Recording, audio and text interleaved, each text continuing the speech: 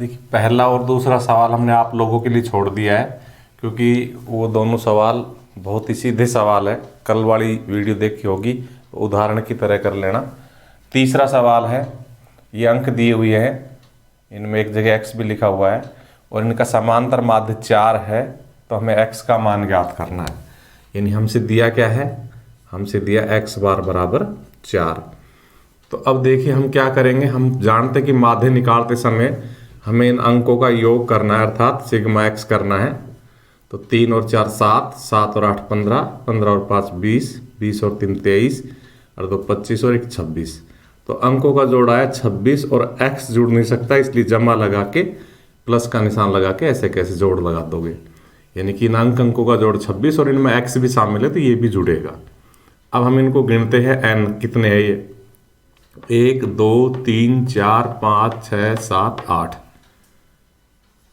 इस प्रकार से हम समांतर माध्य का फॉर्मूला लिखते हैं यहाँ इसके नीचे, सिग्मा x बटा n बराबर 4। इसमें मान रख देंगे, सिग्मा x का मान 26 प्लस x और n का मान 8 बराबर 4। अभी हमारी एक इक्वेशन बन गई, इसको कैलकुलेट कर लेंगे, बटा 1 मान के क्रॉस गुणा कर देंगे। तो 26 एकम 26 प्लस x एकम x बराबर 8 चौक 32। अब हमें x चाहिए, तो 26 उधर जाके घट जाएगा और 32 में से 26 घटाएंगे तो 6, और यही हमारा आंसर है। देखिए, हमने इसी प्रकार से पांचवा और छठा सवाल भी आप लोगों के लिए छोड़ दिया है, क्योंकि पहला, दूसरा, तीसरा, पांचवा और छठा ये एक जैसे सवाल है।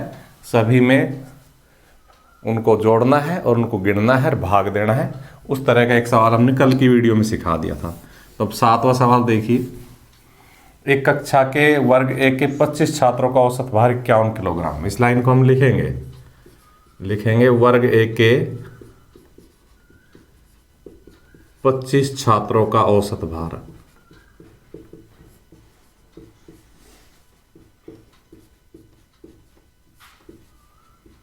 बराबर 51 किलोग्राम,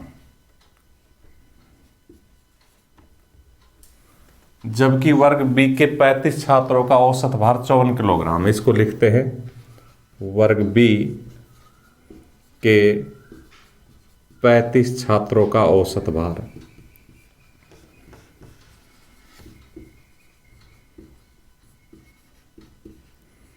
बराबर 54 किलोग्राम। अब अगर इन दोनों सेक्शनों को, दोनों वर्गों को एक ही जगह बिठा दे, एक ही रूम में बिठा देती, कुल कितने बच्चे हो जाएंगे, 60। तो इन 60 बच्चों का औसत भार हमें ज्ञात करना है। तो हम 25 छात्रों का औसत भार 51 किलोग्राम है, इससे हम वर्ग ए के 25 छात्रों का कुल भार निकाल सकते हैं। कैसे, 51 तो एक बच्चे का, हर बच्चे कितने हैं 25, तो इसको 25 से गुणा कर देंगे, तो ये 25 बच्चों का कुल भार आ जाएगा। 25 एकम 25, फिर 25 पंजे 125 और 2 हासिल के 127। तो सारे बच्चों का जो टोटल भार है वो 1275 किलोग्राम हो जाएगा। 51 किलोग्राम औसत वजन है, यानी कि लगभग हर बच्चे का वजन है, उसको 25 से गुणा कर देंगे तो उनका कुल वजन आ जाएगा। इसी प्रकार इनका बी के 35 छात्रों का औसत की जगह क्या लिख देंगे, कुल भार। और अब हम 54 को 35 से गुणा कर देंगे। तो देखो 35 चौकू 140 होता है, हासिल 14, फिर 35 पंजे 175 और उसमें 14 हासिल के जोड़ देंगे 189, और ये जीरो तो मैंने ये वाले लगा दी थी। तो इस प्रकार से हमारे पास सेक्शन बी के 35 छात्रों का भी कुल भार आ गया। अगर हम इन दोनों का जोड़ कर दें तो 60 छात्रों का कुल भार आ जाएगा। लिखेंगे, आता है 60 छात्रों का कुल भार, और हम इसका जोड़ कर देंगे यहाँ। तो देखिए 5, 9 और 7 16, हासिल 1, 3 और 8 11, फिर हासिल 1, 2 और 1 3। अब जो हमारे पास कुल बच्चों का वजन है, यानी कि सिग्मा एक्स है, और उनकी संख्या है, तो इन 60 छात्रों का औसत भार हम ज्ञात कर देंगे। लिखेंगे इसलिए 60 छात्रों का औसत भार बराबर 3165/60। इस जीरो के नाम की तो बाद में दशमलव लगा देंगे और 6 का भाग दे रहे हैं। देखो 6 पंजे 30, 1 बचेगा, 16 बनेगा, 6 दूनी 12, 4 बचेगा, 45 बन जाएगा, 6 7 42, 3 बचेगा, दशमलव लगाएंगे, 6 पंजे 30। लेकिन अब इस जीरो के नाम का दशमलव लगाना तो दशमलव खिसक के यहाँ आ जाएगा, यहाँ पर। इस प्रकार से उनका औसत भार आ जाएगा 52.75 किलोग्राम। 8वां सवाल है 5 संख्याओं का औसत 18 है, तो लिखेंगे हम 5 संख्याओं का औसत।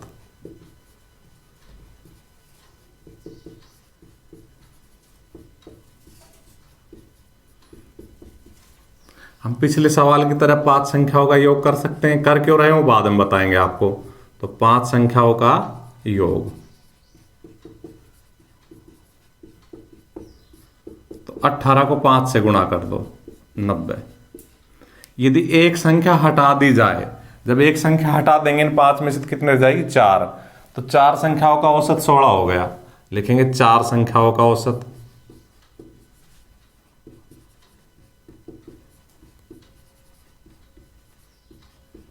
बराबर 16। इसलिए 4 संख्याओं का योग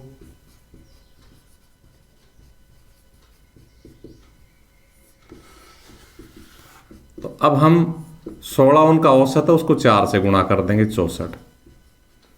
देखो जो ये योग है इसमें भी 64 शामिल है। जब हमने 5 संख्याओं का योग करा था तो 4 संख्या ये वाली थी, उनमें 5 भी अलग थी जो हटा दी। अब तो ये 5 संख्याओं का योग है, ये 4 संख्याओं का योग है। अगर इस योग में से इस योग को घटा देंगे तो हटाई गई संख्या आ जाएगी।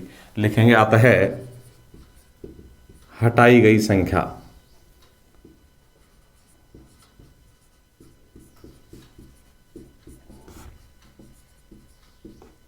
कितनी हो जाएगी, 90।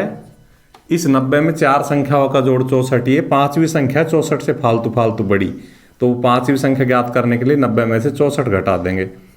तो देखो 10 में से 4 गया तो 6, 8 में से 6 गया तो 2। देखिए 9वां सवाल है, ये हमारा आखिरी सवाल है। फिर 10वां सवाल है ना आपका, वो आप 8वें सवाल की तरह करना। जैसे अभी हमने 8वें सवाल किया था, ठीक उसी प्रकार ये 10वां आपको करना है। तो मैं ये 17.1 के लास्ट सवाल है हमारा। 13 संख्याओं का माध्य 24 है। लिखेंगे 13 संख्याओं का माध्य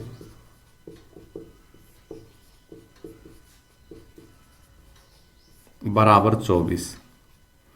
इसलिए 13 संख्याओं का योग ये हमारे काम आएगा। कितना हो जाएगा, 24 × 13। 13 चौकू 52, 13 दूनी 26 और 5 31। यदि प्रत्येक संख्या में 3 जोड़ दिया जाए, लिखेंगे प्रत्येक संख्या में 3 जोड़ने पर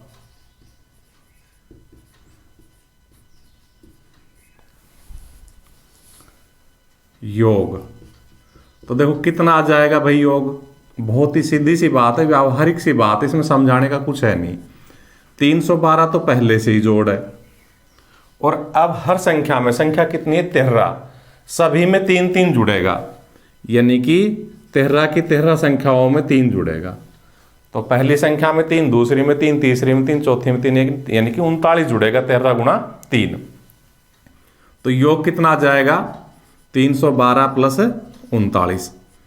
9 और 2 11, हासिल 1, 3 2 3 और 1 4, 1 हासिल का 5 और 3। यानी कि जब हर संख्या में 3 जोड़ देंगे तो 312 तो ऑलरेडी जोड़ था उन 13 संख्याओं का, इस प्रकार से हमने निकाल रखा था। इस 312 में 13 संख्याओं के योग में सभी संख्याओं में 3 जोड़ने से, 13 संख्याओं में 3 जोड़ने से कुल 39 जुड़ जाएगा। योग आ गया 351। इसलिए नया माध्य कितना आ जाएगा, तो अब हमारे पास वापस नई संख्याओं का जोड़ है 351 और उनकी संख्या अभी भी 13 ही है, क्योंकि हर संख्या में 3 जुड़ा है। संख्याओं की संख्या नहीं बढ़ी है, संख्याओं में सभी में 3 जुड़ गए, लेकिन संख्या भी वो 13 ही है। तो 13 संख्याओं का नया योग 351, और अब भाग वापस 13 का, तो नया माध्य आ जाएगा। तो देखो 13 दूनी 26 और यहाँ बचे 9, 13 सत्ते 91, तो हमारा नया माध्य 27 आ जाएगा।